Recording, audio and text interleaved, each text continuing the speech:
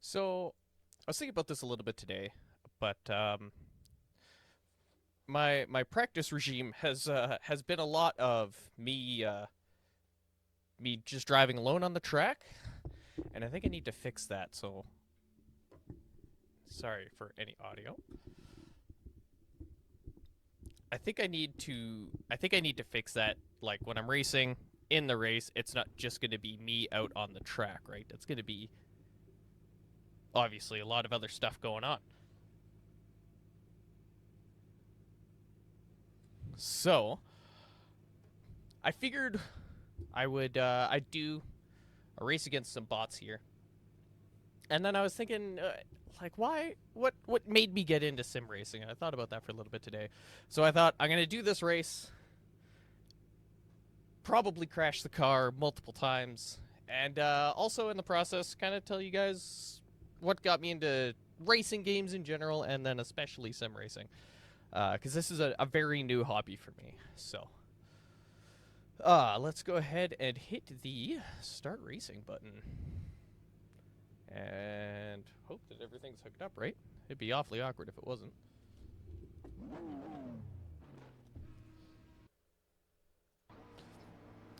So, lining up.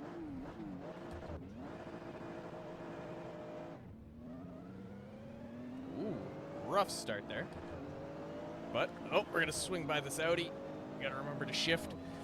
Ooh, gaining 3 positions already. I do have these bots set a little easier than they might traditionally be.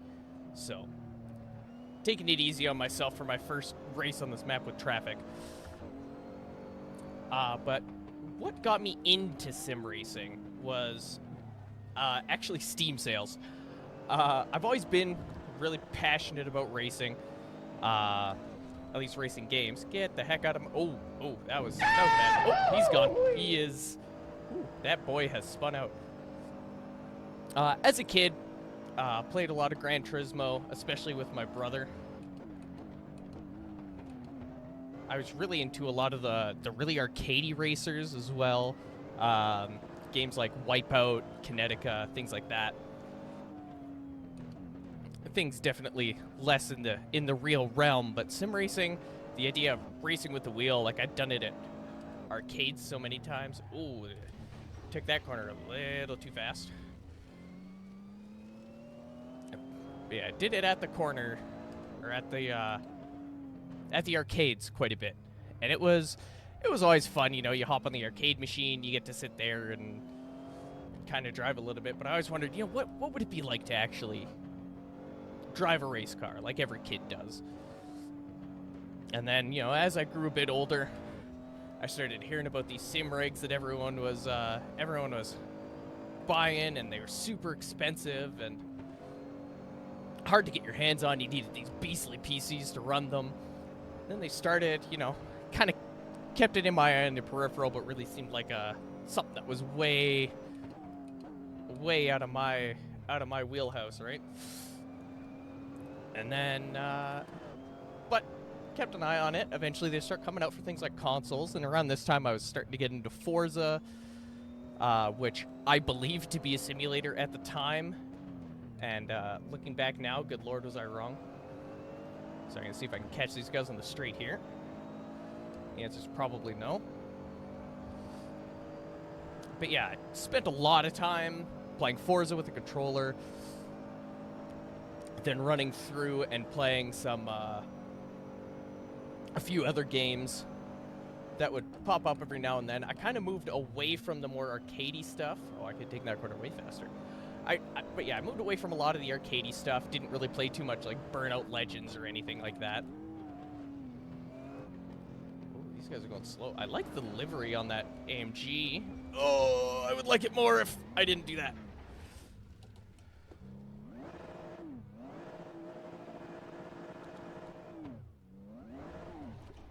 You know, for a car that's... Oh, that's not gone well. All right. This is about what I expected. I don't have any severe... Is it just this car? Oh my god, okay. I'm gonna restart this race. But yes, playing a lot of non-sim racers. And, You keep using the word. I don't think it means what you think it God, means. it takes forever for that traction to kick in. I really got to figure out a better way to start.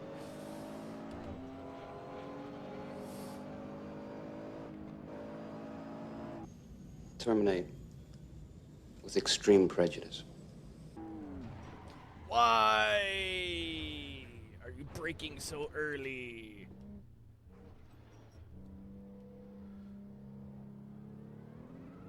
Okay, let's see if we can catch up. But this gives us lots of time to sit and discuss. Yeah, I moved away from a lot of the arcade racers and started to become more interested in more realistic forms of racing, which for me at the time was games like Forza. Oh, someone is too injured to carry on apparently. So playing a lot of Forza, was a big Xbox fanboy. So obviously got into Horizon when that came out, had a lot of fun with that. You better give me my inside space here, guy.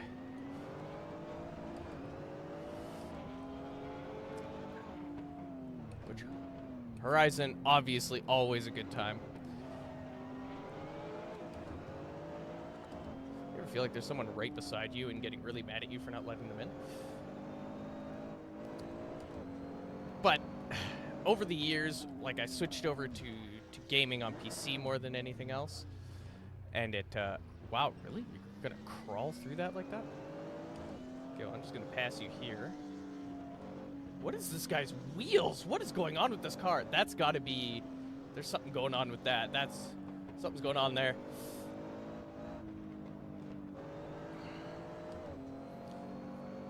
That could be like a skin pack or something I've downloaded at some point and forgotten about. Oh, we found ourselves in P1 here, I think. Let's see if we can hold on to it. So,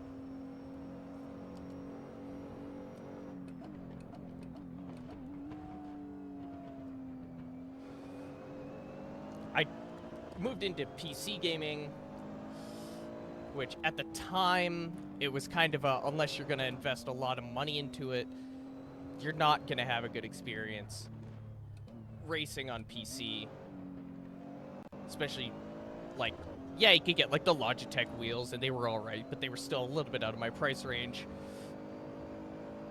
So again, I would sit and wait, and, you know, I played a lot, you know, my FPSs, Overwatches, things like that. But still, racing kind of always sat there as this kind of holy grail thing that I always wanted to do. Well, this last Christmas, it started popping up on my YouTube feed more and more, and really seemed like it was in the realm of affordable. Which is, I mean, would be nice to be able to afford it, so I looked into it a little bit. And I'm seeing, you know, I live in Canada, Logitech pedals, new, are going for like $400, and that's, you know, not including the gear shift. And then, you know, well, I look at it, well, if I'm spending that much anyway, you know, how much is it for something nicer? Looking at direct drives, obviously something I want to get in the future, but I need something now. So I start cruising through Kijiji, because a lot of people say you can find good stuff used, and, you know, there's some good Thrustmaster ones up there, but again, unfortunately, you know, don't have a whole lot of money to throw at the hobby. So I spend a couple weeks cruising through my my Kijiji, our local used app here in Canada, and I come across someone selling a Thrustmaster TMX, and I've got a quick video of that beauty that I'll put up on here. It's nothing fancy, but the one thing I do like about it is that it's specifically, I like that it's belt drive over gear drive like the Logitechs are. And that's because, like, I don't know how much of the wheel you guys are hearing right now in the audio. That was an awful corner. But I promise, if it was a Logitech, you would be hearing so much more of it. From what I found out, the Logitech wheels are super loud, and I share a basement like space with my wife. So being really loud, especially with the pedal, isn't super awesome. Like, I usually, unless she's not down here, I'm gaming with my headphones on, because she doesn't want to listen to cars revving to the moon, and if I'm playing like Overwatch or Call of Duty or something, she doesn't want to hear me pinging headshots and all that. So I try and keep the volume down a little bit. Wow, that last lap, 2:21. That's not a very good lap. Let's try and actually do something here. So the Thrustmasters, they're all belt drive. I think they have some like hybrid drive ones, but I think it's a belt and direct hybrid drive, not a wheel or not a gear drive, but I could be wrong on that.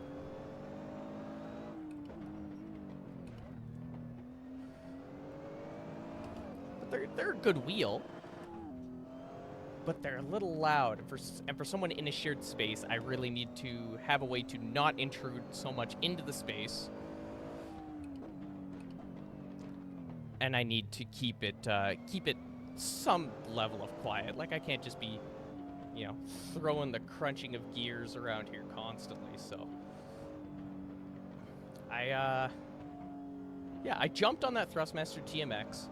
It's not a super fancy wheel. I think they're $300 new for the pedal and the for the pedals and the wheel combo. They're about $300 new in Canadian. I'm not sure what that is in US. I might throw it up on the screen here. And but I picked it up the guy had it listed for $80, and through very little negotiation, I talked him down to about $50. And that was perfect entry level. I had $50 left over, burning a hole in my pocket. I'd already picked up Assetto Corsa and tried playing it on controller. And boy howdy, do I not recommend that experience. The game is fun and amazing, and definitely still playable on controller, but I could feel that the game was trying to tell me things. Like, there were things going on, and I had no way of figuring out what they were with the car. So that's hence getting a wheel with force feedback. Even the bare minimum of it, like this TMX has, is so much more information than you get with a controller.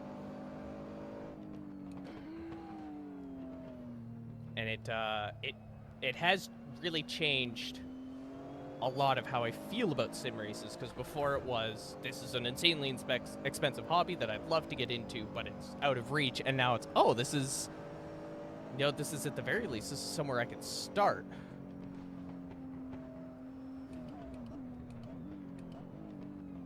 And having somewhere to start is, I think, important, especially if it's just with, cheap used gear like this.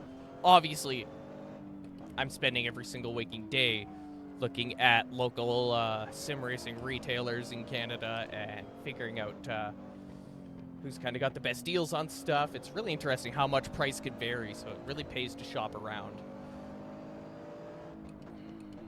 But sorry, I'm just, for some reason, really having to concentrate here just to keep the car on the track. Probably something to do with all that damage.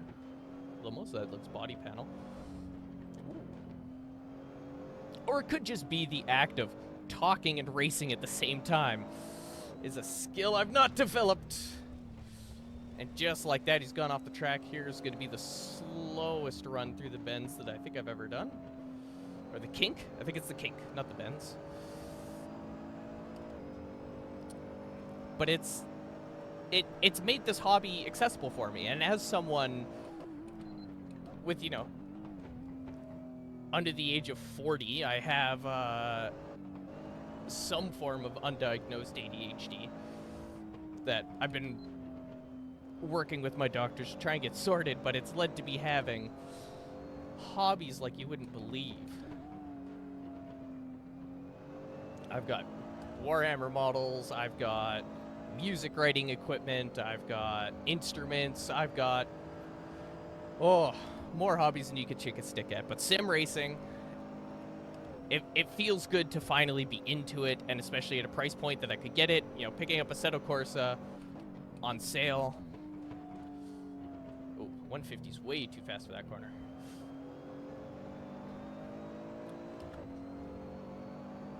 Ooh, are we gonna get to lap a guy here?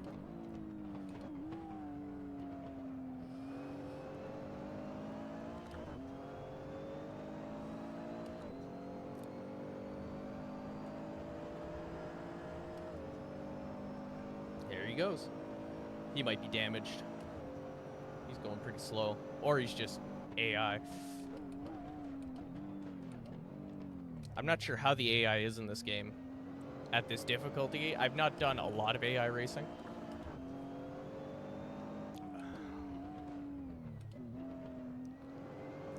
But it's nice to finally be into the hobby, be learning. You know, I've only had this wheel for I think like 2 weeks now, and been playing so much Assetto Corsa with it. I'm a lot better now than I was, but as is clearly evident by most of my racing today, I got a long way to go.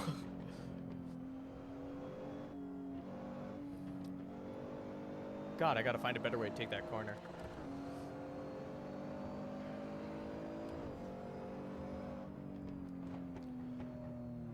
Ooh, I am proud of myself. I can feel comfortable saying it on the last lap, not hitting that wall throughout an entire session. I think every other time I have done anything on this map, I have hit that wall at least once. So that's, you know, baby steps and all that. Oh, too fast, too fast. No.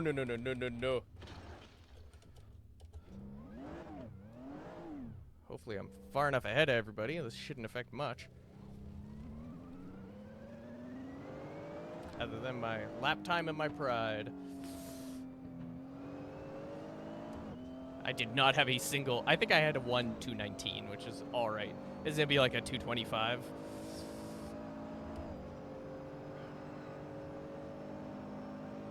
There we go. Alright, we will slow her down a little as we exit out. Oh, they won't let you just drive around the track? I guess that makes sense. But yeah, that's kind of the summary of my intro to sim racing. I think I touched on all the points I wanted to touch on. Yeah, thank you so much for watching this video, and for that guy finally finished, and for coming and hanging out. I appreciate you guys coming back and watching this series, and I think that's going to be it for this video. Be sure to like, comment, and subscribe, and I will see you guys in the next one. Take care.